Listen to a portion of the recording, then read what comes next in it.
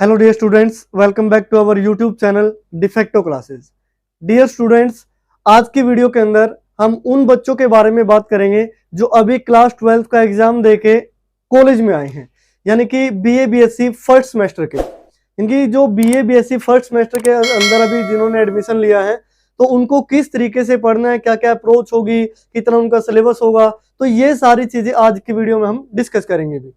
तो जो आप 11th और 12th में पढ़ के आए हैं डियर स्टूडेंट्स, उसके बहुत सारा जो पोर्शन है वो आगे ग्रेजुएशन के अंदर यूज होता है। जो मैथ्स आप पढ़ते हो 11th और 12th में, आपने एनसीईआरटी पढ़ा है या एलिमेंट्स मैथ्स पढ़ा है, आप आरडी शर्मा या मॉडर्न एबीसी पढ़ के आए हो, तो XYZ आपने जो भी मैथ्स पढ़ा है उसके बहुत सारे टॉपिक ऐसे होंगे जो ग्रेजुएशन में रिपीट होंगे। रिपीट का मीनिंग ये नहीं है कि कोई चैप्टर एज इट इज आपका 11th-12th का उठ के आ जाएगा, यानी कि टॉपिक वही रहेंगे, उनका जो लेवल है वो इंक्रीज हो जाएगा। तो पहले जो 11th और 12th में क्या था कि आप पूरे साल के अंदर एक ही मैथ पढ़ते थे, या फिर सेमेस्टर वाइज देखा जाए तो दो हो जाते थे। भी एक साल में दो मैथ है, फर्स्ट सेम की बुक है और ये सेकंड सेम की बुक है। लेकिन अब यहाँ क्या होगा, ग्रेजुएशन का जो मुद्दा है वो बिल्कुल अलग ही है। यहाँ आपको यूनिट वाइज पढ़ना पड़ता है, किस यूनिट में कितने चैप्टर होते हैं उनका ध्यान रखना पड़ता है। एग्जाम में भी उसी हिसाब से आपको परफॉर्म करना पड़ता है, भी इस यूनिट को कवर कर लो, इसके इतने क्वेश्चन जरूरी है या इतने क्वेश्चन जरूरी नहीं है, वो सारा कुछ। तो इनकी यूनिट वाइज सिलेबस को डिवाइड किया जाता है। तो टोटल आपके 3 मैथ्स रहने वाले, जैसा कि सामने बोर्ड पर आप देख पा रहे हो। फर्स्ट सेम के अंदर पहला है सॉलिड ज्योमेट्री, दूसरा है कैलकुलस और तीसरा है अलजेब्रा। क्लियर? तो ये 3 मैथ्स आपको पढ़ने हैं और ये 3 मैथ्स सिर्फ एक सेमेस्टर के अंदर आपको कवर करने हैं। अभी जैसे अभी अगस्त में क्लासेस स्टार्ट हो जाएंगी, अगर नहीं हुई है, कई कॉलेजेस की हो भी चुकी है, कईयों की नहीं हुई है, तो 2-4 दिन आगे पीछे चलता रहता है। उसके बाद हो सकता है आपके दिसंबर में एग्जाम हो, तो उसके बाद यानी कि आपके पास बीच में 3 से 4 महीने ही बचते हैं इनको पढ़ने के लिए। तो 3 से 4 महीने में आपको ये तीनों मैथ्स को कंप्लीट करना होता है, ठीक है ना। तो अलग अलग क्लासेस रहती है आपकी, अलजेब्रा की क्लास अलग अलग एक कॉलेज में, दूसरे वाले मैथ की, पहले वाले मैथ की, अलग अलग टीचर आपको पढ़ाएंगे, अलग अलग सिलेबस चलेगा। तो ऐसी कोई घबराने वाली बात नहीं है कि 3 मैथ हम कैसे पढ़ेंगे, हर कोई कर लेता है, ठीक है ना। जो देखो कि आपसे पहले कितने स्टूडेंट बीएससी करके चले गए या बीए करके चले गए, अब आपकी बारी आई है तो आप परफॉर्म करोगे। तो शुरुआत करते हैं भी सिलेबस की। आपकी ये आपका सिलेबस सारा लिखा पड़ा है, मैं समझा देता हूं कि आपको कैसे पढ़ना है। जैसे जो पहला मैथ है वो है सॉलिड ज्योमेट्री। और एक चीज का और यहां ध्यान रखना भी, जो यहां पे मैं सिलेबस लिख रहा हूं वो जीवन सन्स न्यू कॉलेज, जीवन सन्स न्यू कॉलेज, इस बुक की प्रेफरेंस पे लिखा जा रहा है, यानी कि इस बुक में से सिलेबस लिखा गया है। ये है आपकी बुक जो आपको लेनी है भी, क्योंकि ज्यादातर क्या होता है, मैक्सिमम यूनिवर्सिटी ये बुक फॉलो करती है, ठीक है ना। लेकिन कुछ अलग सी यूनिवर्सिटी होती है, जैसे अलग सी में मैं जीजेयू का नाम दूंगा, गुरु जम्बेश्वर यूनिवर्सिटी, उनका सिलेबस कुछ अलग ही चलता है। थर्ड सेमेस्टर वाला मैथ फोर्थ में, फोर्थ वाला थर्ड में, उठ टांग सा है, यानी कि वो सबसे अलग ही चलते हैं। एक दो यूनिवर्सिटीज और हैं जो कुछ अलग पैटर्न होता है उनका, यानी कि ज्यादातर सिलेबस यही है, बस थोड़ा बहुत चेंज रहता है, 2-4 चैप्टर चेंज कर दिया, ये वो कर दिया, लेकिन मैक्सिमम यूनिवर्सिटी इसी बुक को फॉलो करती है। यही आपका सिलेबस रहेगा, यही आपको पढ़ना है। Specially Kurukshetra university, MD university, ये जो इधर के आसपास की यूनिवर्सिटी है, तो वो तो 100% इस बुक में से यही आपका पेपर आता है, यही आपको फॉलो करनी होती है, ठीक है ना।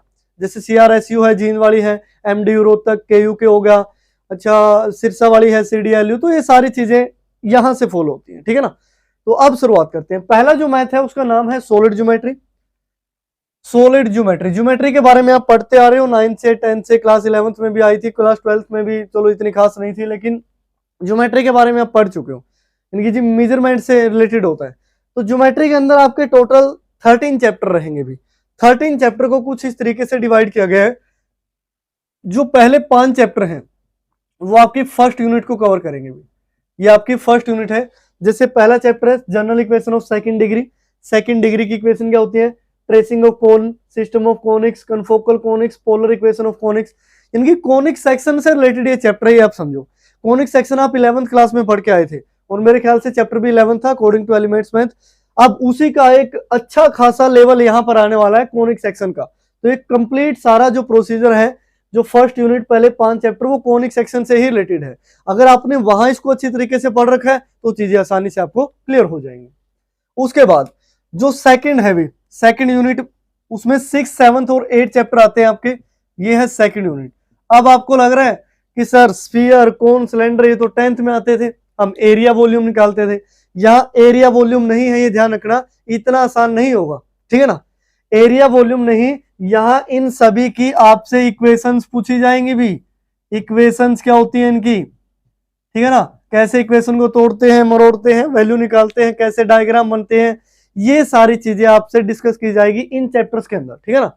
अभी तक आपने क्या पढ़ा है, कोन, सर कोन ही तो होता है, एक ही तो होता है। कोन के भी बहुत सारे टाइप होते हैं, जो हम पीछे पढ़ के आए हैं ना 12th तक, वो राइट सर्कुलर कोन पढ़ के आए हैं। अब एंगल चेंज कर देगा वहां, तो ये सारी चीजें आपको चैप्टर के अंदर मिलेंगी जब आप पढ़ोगे। उसके बाद जो 9th और 10th चैप्टर है वो कोनिकोइड और प्लेन सेक्शन ऑफ कोनिकोइड, ये एक अलग ही टॉपिक है, यानी कि ज्यादातर ये कोनिक सेक्शन से रिलेटेड है। ये है 3rd यूनिट भी आपकी, ठीक है ना। उसके बाद 4th यूनिट में generating line confocal conicoids reduction of second degree equation. यहाँ जनरल इक्वेशन थी सेकंड डिग्री की, यहाँ रिडक्शन है उसकी सेकंड डिग्री इक्वेशन की, कैसे रिड्यूस करते हैं उसको। ये है भी आपकी 4th यूनिट। यानी कि मेन मुद्दा क्या है इस मैथ्स का, ये ज्यादातर आपका कोनिक सेक्शन से रिलेटेड है। जिसका कोनिक सेक्शन मजबूत है ना 11th क्लास वाला, वो इसको पकड़ पाएगा, अच्छे तरीके से चीजें समझ में भी आएंगी। अभी कोनिक सेक्शन क्या होता था, पैराबोला कब बनता है, हाइपरबोला कब बनता है, इलिप्स कब बनता है, सर्कल किस एंगल पे काटने से बनते हैं, इन सभी की इक्वेशन क्या होती है, इसेंट्रिसिटी क्या होती है, मेजर एक्सिस, माइनर एक्सिस, बहुत सारी चीजें थी जो आपको बताई गई होंगी क्लास 11th के अंदर। तो ये सारे टॉपिक जो मैं बोल के बता रहा हूँ ना, वो आपको आने चाहिए। अगर आपको नहीं आते एक बार उसको रिवाइज कर लो, ताकि चीजें अच्छे से समझ में आए। वरना ये ना हो कि आप क्लास में बैठे, प्रोफेसर आपको पढ़ाएं और सारा बालों के ऊपर से जाए भी, ऐसा ना हो। तो दिस मीन्स आप इसको थोड़ा रिवाइज कर ले 11th क्लास वाले टॉपिक को, तो ये चीजें बड़ी आसानी से आपको समझ में आ जाएंगी, ठीक है ना। उसके बाद मैं मैथमेटिक्स का लेवल भी बताता हूँ, किस बच्चों को सबसे आसान कौन सा लगता है, मुश्किल कौन सा लगता है, किस पे ज्यादा फोकस करना, वो सारी चीजें डिस्कस करेंगे। फिलहाल आ जाते हैं सेकंड पे। सेकंड है कैलकुलस। ये सबसे इंपॉर्टेंट मैथ माना जाता है, सबसे इंपॉर्टेंट। सबसे इंपॉर्टेंट का मीनिंग, कैलकुलस के बिना तो आप मैथ्स की कल्पना ही नहीं कर सकते। कैलकुलस हर जगह आएगा आगे, जैसे अभी 5th सेमेस्टर भी चला हुआ है, तो 5th सेमेस्टर में एडवांस कैलकुलस है, अब ये सिंपल कैलकुलस है जो आप पढ़ के आए हो। तो इसके अंदर जो पहले 3 चैप्टर हैं भी कैलकुलस के, वो आपकी 1st यूनिट कवर करते हैं। ये 1st यूनिट कवर करेंगे, और इनमें से आप पढ़ भी चुके हैं, जैसे लिमिट, कंटिन्यूटी और डेरिवेबिलिटी, यानी कि differentiability. Limit, continuity and differentiability, ये तो सर हम पढ़ के आए हैं क्लास 12th में, आप खुश हो गए होंगे। हाँ वही चीजें हैं, लेकिन चीजों को तोड़ मरोड़ के कुछ टिपिकल बना दिया गया है। इतना भी टिपिकल नहीं। अगर आपको बेसिक्स इनका आता है क्लास 12th का, 6 to 11 चैप्टर आपका कंप्लीट है, तो ज्यादातर चैप्टर आपके हो जाएंगे, काफी हेल्प होंगी भी। क्योंकि 6 to 11 वाला जो पोर्शन था, continuity, differentiability, differentiation, AOD, application of derivative, definite integral, indefinite integral, उसके एप्लीकेशन और डिफरेंशियल इक्वेशन, ये सारा कैलकुलस का पार्ट था। अगर ये आपने अच्छी तरीके से क्लास 12th का पढ़ रखा है ना, तो यहाँ आपकी बहुत हेल्प होगी भी, ठीक है ना। तो ये है कैलकुलस के पहले 3 चैप्टर जो 1st यूनिट को कवर करते हैं। अब जैसे सक्सेसिव डिफरेंशिएशन है, क्लास 12th में अपने क्या पढ़ा था कि y इक्वल टू दिस है, first order derivative dy by dx निकालो, या d square y by dx square निकालो, या ज्यादा से ज्यादा हद ही मार के d cube y by dx cube पूछ लेता था, इनकी 3rd ऑर्डर डेरिवेटिव। अब आपसे क्या चाहो ये पूछ ले, nth ऑर्डर डेरिवेटिव, लास्ट तक निकालते जाओ भी। nth ऑर्डर कैसे निकालेंगे, फिर आप बोलोगे सर nth ऑर्डर में तो हम डेरिवेटिव ही निकालते रह जाएंगे। ऐसा नहीं है, उसमें एक पर्टिकुलर पैटर्न फॉलो होता है। फर्स्ट डेरिवेटिव ये है, सेकंड ये, थर्ड है, इनमें क्या क्या चेंज हो रहा है उसके हिसाब से nth डेरिवेटिव लिख दिया जाता है। ये नहीं कि आपको n times derivative, n times अगर डेरिवेटिव निकालने बैठो ना, तो 2-3 साल में भी नहीं होगा आपसे, ठीक है ना। तो ये सारी चीजें, सक्सेसिव डिफरेंशिएशन क्या होता है आप थोड़ा बहुत समझ गए होंगे, जैसे चैप्टर पढ़ेंगे तो उसमें कवर हो जाएगा।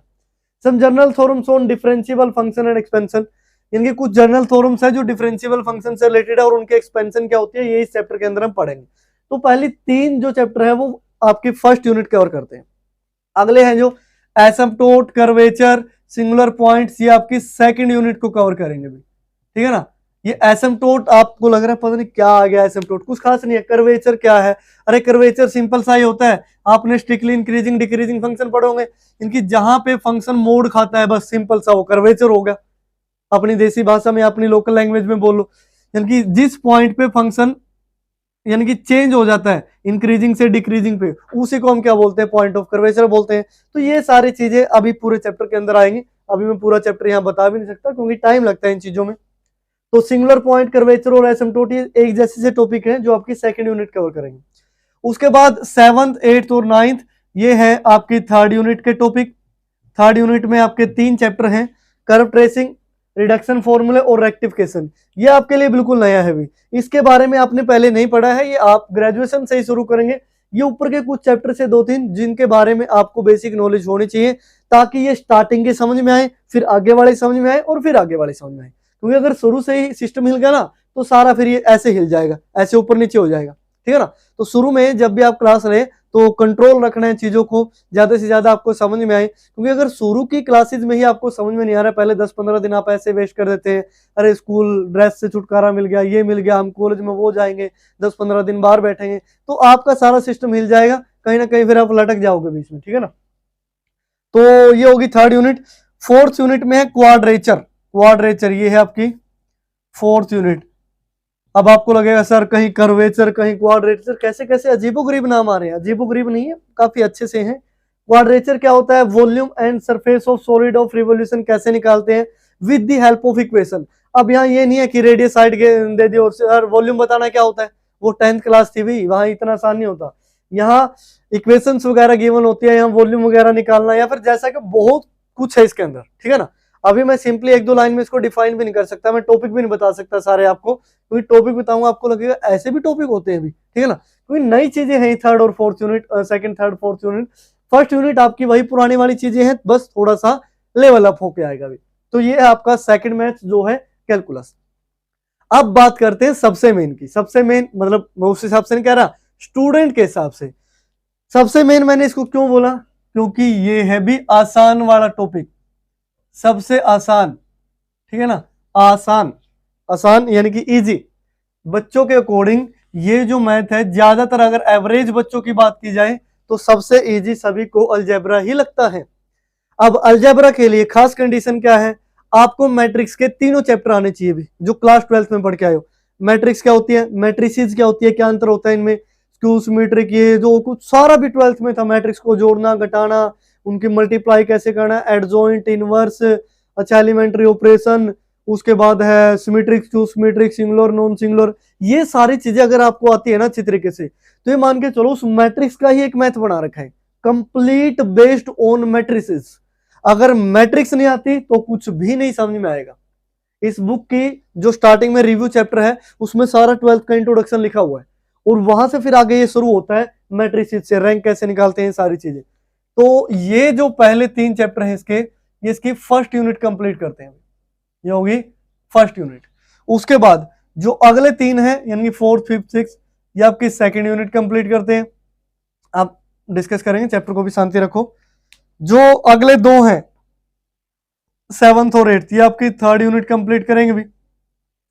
उसके बाद जो 4th है 9th और 10th, ये आपकी फोर्थ यूनिट कंप्लीट करेंगे भी, ये होगी फोर्थ यूनिट। तो हर मैथ्स के अंदर आपको 4-4 यूनिट मिलेंगी, और उसमें चैप्टर ज्यादा कम हो सकते हैं।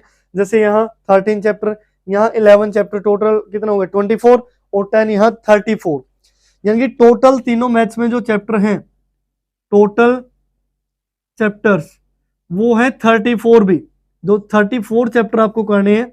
और जो टोटल यूनिट्स हैं, यूनिट्स हमेशा हर सेमेस्टर में सेम रहेंगी, हमेशा 12 यूनिट ही रहेंगी। हर मैथ्स की 4 यूनिट होती है, कहीं कोई बदलाव नहीं होगा 6 के 6 सेमेस्टर तक। बस चैप्टर कभी कम हो जाएंगे, कभी 30 हो जाएंगे, 34, 35, 38, 40 तक भी मेरे ख्याल से इतना नहीं जाता, ज्यादा बोल दिया। 25 से और 35 तक एवरेज रहता है, बस ज्यादातर इन्हीं के बीच में रहते हैं। अब आपको ये लगेगा कि सर 12th में तो 15 चैप्टर थे और 1 साल के अंदर पढ़े हैं, यहाँ 34 है और 3 महीने के अंदर पढ़ दें, तो ऐसा कुछ नहीं, आराम से पढ़ लोगे। यहाँ जो आपको पढ़ने का तरीका, आपकी स्किल है, वो कुछ अलग ही हो जाती है। आप अलग ही अंदाज से देखोगे चीजों को, कि हम इनमें से कुछ चैप्टर तो ऐसे होंगे जो आप घर पे कर सकते हो बड़ी आसानी से, ठीक है ना। थोड़ा बहुत आपको हिंट दे दिया जाए तो आप सोल्व कर लोगे। तो जैसे पहला है मैट्रिसेस। मैट्रिसेस क्या होती है, जनरल सी चीजें हैं बस। रैंक ऑफ मैट्रिक्स, ये आपके लिए नया टॉपिक है। कैरेक्टरिस्टिक इक्वेशन है, इसमें केली हैमिल्टन थ्योरम भी आती है, ठीक है ना। तो ये पहले जो 3 चैप्टर है ना, बहुत ज्यादा आसान है भी, इनकी ये मान के चलो ये 12th के ही 3 चैप्टर है बस थोड़ा सा 1-2 टॉपिक नया है, रैंक और कैरेक्टरिस्टिक इक्वेशन या केली हैमिल्टन थ्योरम भी आएगी इसके अंदर। तो वो चीजें आपके लिए नहीं है, लेकिन वो ऐसी चीजें हैं एक ही बार में आपको समझ में आ जाएगी। उसमें ज्यादा कुछ नहीं है कि इतनी सारी लंबी सी डेरिवेशन या कैलकुलस की तरह डेरिवेटिव पे डेरिवेटिव करे जा रहे हैं, नहीं। प्लस माइनस मल्टीप्लाई आनी थी आपको, सारा कुछ आ जाएगा इसके अंदर, और कुछ भी नहीं। सेकंड है application of matrices of system of linear equation, जैसे आप एक्स वाई जेड की वैल्यू निकालते थे, वो वाली चीजें हैं। ऑर्थोगोनल एंड यूनिटरी मैट्रिक्स, ये जो टॉपिक है ये IIT जेई के अंदर भी कवर होता है भाई, IIT जेई मेंस और एडवांस के अंदर, मेंस प्लस एडवांस के अंदर। अब वहां बोल देते हैं एडवांस मैथ आपको आना चाहिए IIT जेई में। अरे एडवांस क्या है, ग्रेजुएशन का उठा के कुछ टॉपिक डाल देते हैं, बन गया एडवांस। 12th में आपको ग्रेजुएशन के टॉपिक पढ़ा देते हैं, ठीक है ना। उसके बाद बिलिनियर एंड क्वाड्रेटिक फॉर्म। अब आपको लगेगा सर ये तो अमीरों वाला चैप्टर है, हमें नहीं आएगा। अरे ये वो बिलिनियर नहीं है कि ये बिलियन नहीं, बिलिनियर एंड क्वाड्रेटिक फॉर्म ये अलग ही टॉपिक होता है जो आप यहाँ से सीखोगे। इसको ये मत समझना ये रिच चैप्टर है, हमें नहीं आएगा सर, हम तो रिच नहीं है। अरे ऐसा कुछ नहीं है, ये कुछ फॉर्म्स हैं जो आपको सीखनी है। बिलिनियर की देखो स्पेलिंग भी अलग लिखी है मैंने, वो वाला बिलिनियर में ओ आता है, अलग होता है वो। तो ये देखो इसमें से जो सबसे इंपॉर्टेंट चैप्टर है वो ये माना जाता है, ऑर्थोगोनल एंड यूनिटरी मैट्रिक्स। ये बहुत जगह रिपीट होता है क्योंकि कॉम्पिटिटिव एग्जाम में इसके क्वेश्चन आ जाते हैं, ऑर्थोगोनल और यूनिटरी मैट्रिक्स। इस वजह से ये थोड़ा सा इंपॉर्टेंट भी हो जाता है, इसी वजह से लिखा है मैंने IIT जेईई मेंस और एडवांस में इसके क्वेश्चन आते हैं। उसके बाद थर्ड है, थर्ड यूनिट जिसमें 7 चैप्टर है, relation between root and coefficient of an equation, कि किसी इक्वेशन के रूट और कोफिशिएंट को हम कैसे रिलेट करते हैं, ठीक है ना। ये भी बड़ा इंटरेस्टिंग टॉपिक है। ट्रांसफॉर्मेशन ऑफ इक्वेशन, एक इक्वेशन को ट्रांसफॉर्म कैसे करते हैं, डिग्री चेंज कैसे करते हैं, ये सारी चीजें हैं। इनकी और भी कई सारे टॉपिक है कि इक्वेशंस को ट्रांसफॉर्म करना। ये पहले दूसरी फॉर्म है, फिर दूसरी फॉर्म आ गई, फिर दूसरी फॉर्म आ गई, इसको बोलते हैं ट्रांसफॉर्मेशन। सिंपल सा टॉपिक है। Fourth unit solution of cubic and by quadratic equation. अब ये वो 9th वाला मत समझना सर x की पावर 3 है रूट निकालने है, नहीं, कुछ अलग ही होगा। सॉल्यूशन ऑफ क्यूबिक और जो बाई क्वाड्रेटिक इक्वेशन है जो पावर 4 वाली है, उनके सॉल्यूशन हम कैसे निकालते हैं, सिंथेटिक डिवीजन भी शायद इसके अंदर आ जाता है या जैसा भी, ठीक है ना। तो ये सारी चीजें आपने इसके अंदर पढ़नी है। 10th ये एक रूल है, डिस्कार्ट रूल ऑफ साइंस, ये आपको ध्यान रखना है भी। ये जो दोनों चैप्टर हैं ये भी एक अच्छे हैं जिससे आप डिवाइड करना सीख जाओगे। अब बोलोगे सर डिवाइड करना तो आता है, ये सीखना क्या है इसमें, तो थोड़ा ध्यान से देखना। जब यहाँ पढ़ोगे तो यहाँ डिवाइड करना कैसे सिखाते हैं आपको, तब आपको पता लगेगा हाँ भी उस दिन सर सही बोल रहे थे, एक्चुअल में डिवाइड करना इसे बोलते हैं। इतनी आसानी से भी किया जा सकता है, ठीक है ना। तो ये है भी ओवरऑल आपका कंप्लीट सिलेबस। आप यहाँ से स्क्रीनशॉट भी ले सकते हैं। First math, solid geometry, second calculus, third algebra, सभी के टॉपिक या टॉपिक कह रहा हूं मैं, जो चैप्टर्स हैं यूनिट वाइज मैंने लिख दिया है। थोड़ी बहुत इसके बारे में डिटेल दी है कि क्या आना चाहिए आपको, क्या नहीं आना चाहिए। बुक जो यूज की गई है वो है Jeevan Chand New College. Total chapter 34, total units 12, और जो आपका पेपर आता है वो यूनिट वाइज आता है भी। इस यूनिट में से जैसे ऑप्शनल क्वेश्चन होते हैं भी, एक यूनिट के 3-4 क्वेश्चन दे दिए, इसके कोई भी 2 कर सकते हो पहले यूनिट में से, कोई भी 2 अगली 2 यूनिट में से कर सकते हो। ऐसा कुछ होता है एग्जाम का पैटर्न। अब कोविड की वजह से 1-2 साल चेंज हुआ है बीच में, हो सकता है अब की बार जो नेक्स्ट हो वो वही पैटर्न आ जाए। तो जैसे भी एग्जाम होंगे, नोटिफिकेशन आता है, वो डिटेल हम आपको देते रहेंगे। तो डियर स्टूडेंट्स, ये था आपका सिलेबस। जो बच्चे नए आए हैं वो चैनल को सब्सक्राइब कर लें, वीडियो को लगातार देखते रहें, जो भी अपडेट आती रहती है उसको सुनते रहे ध्यान से, तो आपकी बहुत ज्यादा हेल्प होगी। और यहाँ सारा कुछ फ्री ऑफ कॉस्ट ही चलता है, कोई पेमेंट वगैरह का इशू नहीं है। बस सब्सक्राइब करके बेल आइकन को प्रेस कर लें, नोटिफिकेशन आ जाएगा। जो वीडियो आपके लायक हो, यानी कि जो फर्स्ट टाइम की वीडियो हो, आप उसको कंप्लीटली जरूर देखें ताकि चीजें आपको समझ में आए। तो डियर स्टूडेंट्स, आज की वीडियो में फिलहाल इतना ही। देखते रहिए डिफेक्टो क्लासेस।